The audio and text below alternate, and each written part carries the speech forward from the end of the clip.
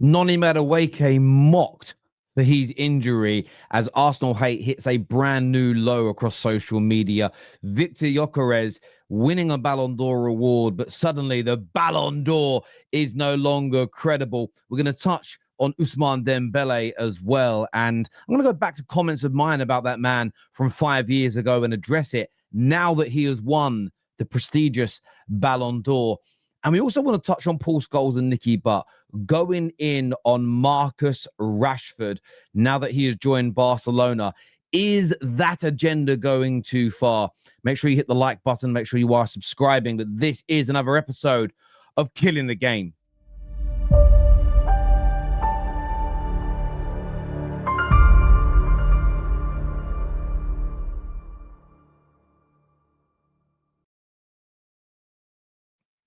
Arsenal fans only learning now that Madueke is very injury prone. You have to laugh. Is one of the first tweets we focus on here, coupled with a plethora, quote tweeting David Ornstein this morning, for the Lord on his throne, things are getting better. The injury crisis starts be that. The PSV Madueke is back. And this is a lot accompanied by an absolutely massive amount of tweets, posts and social media elements where the injury of Noni Madueke, not as bad as first feared, as we revealed yesterday on Killing the Game, the rumor that it was an ACL had been debunked and had been played down, but it is 2 months out. It is 2 months out injured. And when I speak about killing the game, I grew up in an era of football where only the thugs, only the scum, only the nasty, or children. Okay, don't put children into that category because children, the frontal lobe has not yet developed. Children say and do ridiculous things. They also pretend they're dinosaurs, think they're astronauts, play mums and dads, and have wild imaginations. So you can't really take them seriously in that regard. But when I grew up, no adult, no real person, no sensible individual, no one that loves football would mock and laugh at the injury of a player, least of all, a serious injury. But we're seeing more and more of that now in this game with absolutely no pushback. And what I find so interesting, it always comes, when it's towards Arsenal, it always comes from people that say, Arsenal are irrelevant. We don't care about Arsenal. Arsenal are nothing. Arsenal can't win anything. They're not even a rival. They're a minor. But yet, Arsenal are always living in their brain rent-free and on the tips of their tongue. But this is a new level of depravity. And I do expect, by the way, every big Arsenal YouTuber, every big Arsenal account to be pushing back against this. You don't have to rate Noni Madueke. I didn't think he was going to be a good signing for Arsenal. I think in the short period he's been there, he's done very, very well. And we have to be honest about this. We all have opinions, but I think he started very well. It's never good that anybody's out injured, but the mocking of this and the laughing of this is something that must be pushed back against. But even more worrying, even more sickening for me, which touched upon, I sometimes hope that these individuals do get the help they need because they're clearly not very well. There are people out there that are actually blaming Mikel Arteta. The first is Madueke ACL. Obviously, we know it isn't an ACL now, but this is another reason Arteta has got to go. He's such a bad omen, bad luck. Things just don't work out for him no matter what he does. That might be the biggest hindrance, bigger hindrance than his stupidity. As if the knee injury has anything to do with Mikel Arteta, bad omen, overworking him, training methods or not. It has nothing to do with it. The irony, Arteta factually put Saka and Madueke under heavy workloads due to relentless sprinting back and forth all game, and you wonder why they are injured. All the top teams require you to sprint up and down the pitch. The work rate of the best teams in the world is immense. If we take PSG as an example last season, why did they go from being a team that we knew they could win their league most years? They just have more resources, more money, therefore better players. Yes, of course, they've had better coaches than most of their rivals. The money plays a part in that too because you can afford it. But when it came to European football, where they were going up against teams with similar money, similar incomes, as good as, sometimes better squads, sometimes teams not as talented and full of ability. And we'll get onto ability later when we speak about Dembele and why it's important. And they come unstuck. Why? Because for a number of years, they had at least one, sometimes two, at times three players that weren't willing to do the hard yards, track up and down the pitch, support fullbacks. Last year's game, semi-final games for PSG against Arsenal, go and watch Kvaratskhelia as an example. Go and watch Dembele. Go and watch Doué. Go and watch Bakola in the latter stages of the first and second legs. Not tired, not saying, well, I've done my bit. Not, I'm going to wait up here for a counter-attack opportunity. They were back defending, supporting their fullbacks, making it nigh on impossible for Arsenal to get back into the game and score. So when you hear and see comments, Arteta's run them into the ground, that's why they're getting injured. All clubs have injuries, but all clubs have to work hard. Take Mikel Arteta out. If you want to be successful, there's got to be a coach that makes these players run. I also see people talk about how Saka's it's cumulative issues because the managers run him into the ground over years. But they're now trying to put Noni Madueke into that category, which blows their original argument out the water. Again, an argument that is killing the game because he's barely had Noni Madueke in comparison to Saka, yet he's now injured. So if it's about a cumulative overloading of work, then the reason he's injured cannot be Arteta's fault. It must be the previous clubs and managers that he had. But yet that seems to be left out of these conversations. But for me, as I say, I just find this type of thing exceedingly distasteful, damaging to the game, and something we should all be pushing back against. But the Arsenal agenda, as I've already mentioned, absolutely stinks. Now we move on to the Ballon d'Or, and of course, rivals that again say Arsenal are not my rivals, I don't care about them, etc., etc. Again, in their feelings, crying their eyes out that the most prolific goal scorer in Europe last season has won the Gerd Müller trophy as the best striker at the Ballon d'Or. They're talking about bums at the event, essentially make the tournament bad. They're putting up a list of all the teams that he scored against. Of course, missing out the fact that I wouldn't use the word carriage. I'm getting very frustrated with that term as well, which of course is killing the game. But he scored so many important goals in an amazing league campaign for Sporting Lisbon. Scored huge goals in a cup final against Benfica. Excellent goal scoring record internationally and in the Champions League last year. And I feel that had Ruben Amorim, forget what you think about Ruben Amorim right now, because he hasn't been anywhere near successful so far in the Premier League. Had Ruben stayed last year, who knows how much further they could have gone into the Champions League, because they were a dangerous outfit last year. The man scored a hat-trick against City. Now, I don't want to hear, but two of them were penalties, because penalties are real goals. We're not, again, saying penalty, that the whole playing down penalties is another element that is killing our game. It's killing the discourse, and it must be pushed back against. But for me, I even saw this that said they need to introduce a weighting system like the European Golden Boot does so. We don't have average bums like Gyokeres stat padding in the Portuguese league and winning this award. Disgraceful. Do you know what I find really, really interesting about this is when people decide to take the Ballon d'Or seriously or not. Now, I'm consistent with this. I think it's something to be proud of. I think it's a really good achievement. People don't even judge it properly. And I'll give you an example. I saw a tweet last night from somebody say that I can't take the Ballon d'Or seriously because Messi didn't win it for 15 years straight, and he was the best player in the world based on ability for 15 years straight. But that's not what the Ballon d'Or is based on. It is based on your individual performances that season, what you directly helped your team win, your clinicalness, your clutch nature in games, as an example. It is also based on like fair play, behavior, etc. There are multiple layers. Not one section of the Ballon d'Or is about your individual ability. So they don't sit there and go, right, as we're voting, there's a category to go who has the best ability, because it's very subjective. It is all based on what you actually do and how you actually deliver. And that's why, for me, I was very, very happy yesterday to see Ousmane Dembele win the award, because I think when you look at his performances, when you look at what he delivered, I mean, look, the French league, I would say, is a tougher and harder league than Portugal, but it's still not in the top four in Europe. It's probably fifth inside that category. And there are a lot of weak teams there. But I'm not going to diminish that from him because he was sensational in France, amazing in the Champions League, and he was one of the linchpins, one of the most critical, crucial, and important integral parts of an historic season for Paris Saint-Germain. They did wonderful things. They entertained the world, but he delivered. Yes, his technical ability helped him to deliver. But I was getting pulled up last night on comments I made 5-6 years ago where people were saying to me, would I prefer Dembele in my team over, I think it was Rashford.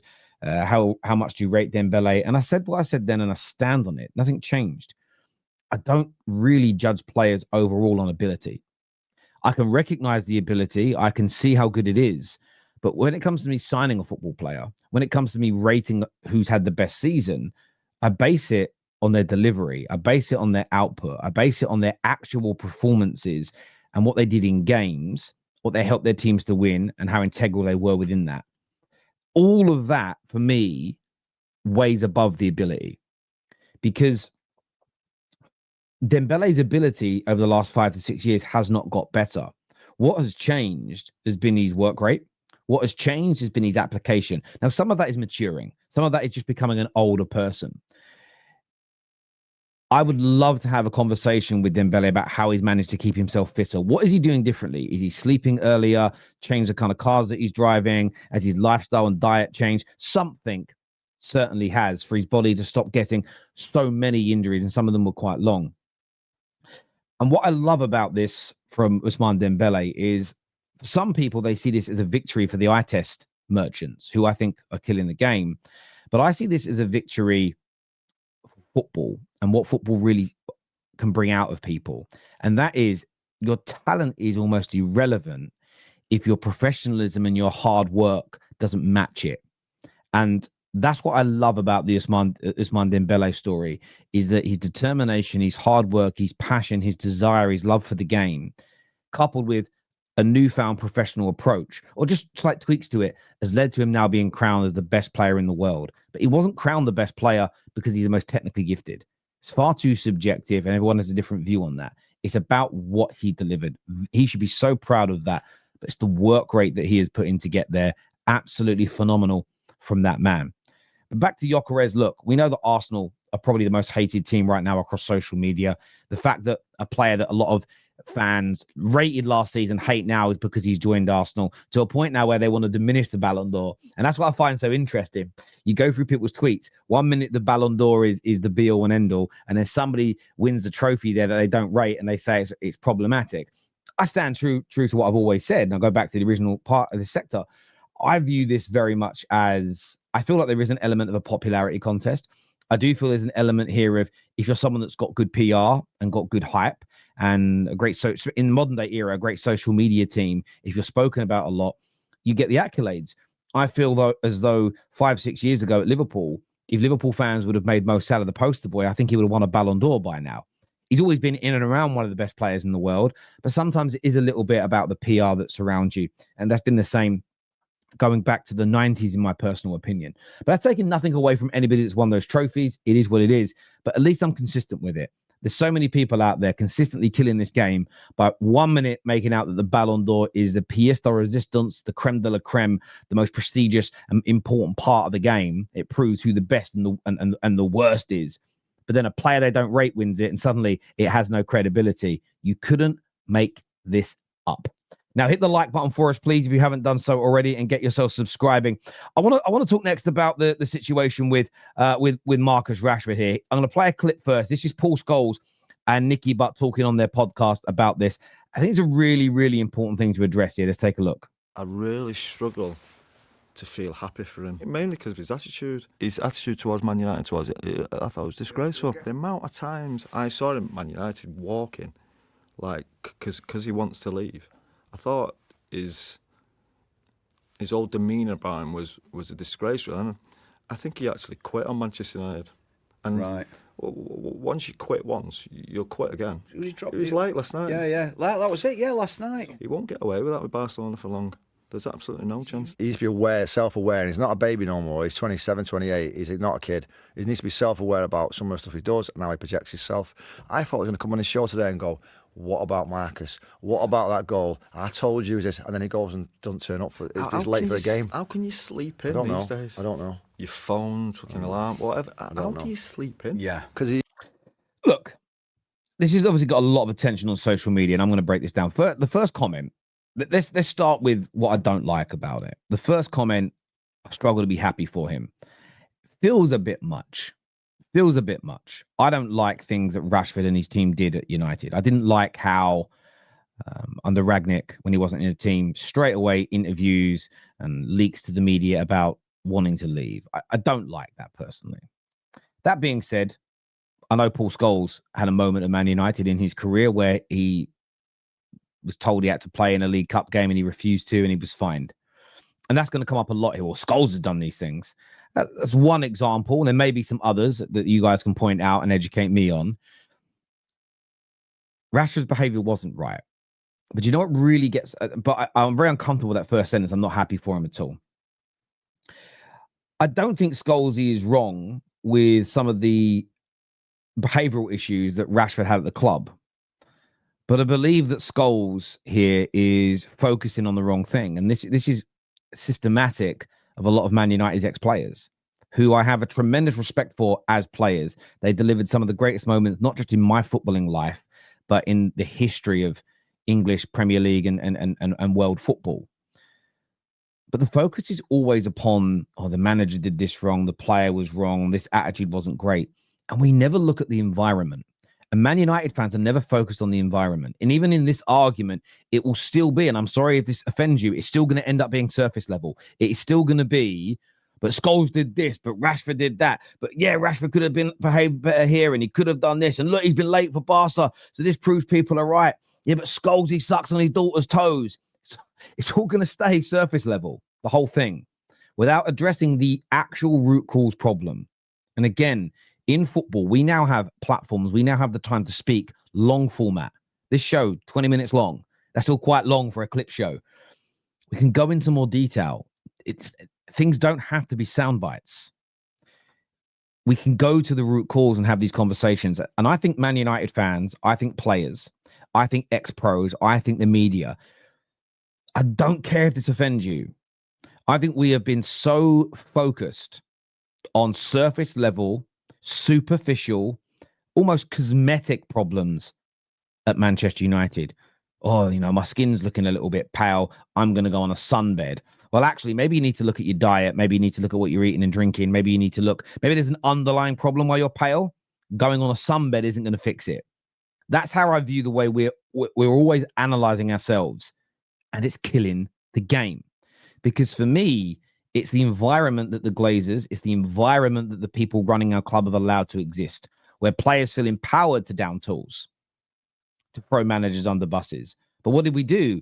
We ended up, okay, you had a good 6 months, there's a new deal. Or a new manager comes in and the players go, right, starting again from now, we're going to be well behaved. And then then another group starts to down tools, and because they're not happy with something, and it just becomes part of our culture that hasn't yet been fixed. So as much as Rashford did do some things wrong, and he is a grown-up and he should take accountability, we're ignoring why these things were allowed to happen at Manchester United. And it reminds me of the story of the scorpion and the toad, or is it the scorpion and the frog? One of the two, where the frog and the scorpion are on one side of the river, and the scorpion says, please, can you help me across because I'll drown if I go in myself. And the scorpion says, I can't let you get on my back and swim across because you'll sting me and kill me. And the scorpion says, why would I do that? Because if I do that to you, I'm going to drown as well. Why would I kill myself? And the frog said, that makes sense. Jump on. He jumps on his back and they're swimming across the river. And they get 2/3 of the way across. And then bang, the scorpion stings the frog on the back. And just as they're both falling into the water, the frog poisoned and about to die and the scorpion about to drown, the frog says to the scorpion, why did you do that? We're both going to die now. And the scorpion says, because I'm a scorpion. And Man United Football Club is the scorpion. We have become toxic in the sense that we kill everything we touch because that has become our nature. And I know it's boring. And I know that it doesn't get the clicks and it doesn't get the attention. And fans don't want to talk on that. They just want the dopamine of a new manager or a new striker or a scapegoat. This is why these conversations annoy me. Now, some people are going to say that there is undertones of racism. You're entitled to that opinion. Some are going to say it's just pure hatred. Some are going to say it's just an agenda to get clicks. I don't necessarily think it is any of those things. It's just a lack of understanding about what is actually wrong with Man United. I've been screaming about this for 10 years. It's why when we now talk about manager in and manager out debates, I'm so switched off from them. Not because I'm protecting the manager or hating on the potential replacement. It's the focus on things that are not the actual problem again and again and again. But look, as ever, I want your thoughts. I want your opinions on this. You may see it differently to me. And it's about having the discourse. It's about being open-minded to other people's opinions. Do you know why? Because that is what is going to stop us killing the game. Until next time, take care. Goodbye. God bless. And I'll see you all soon. Peace.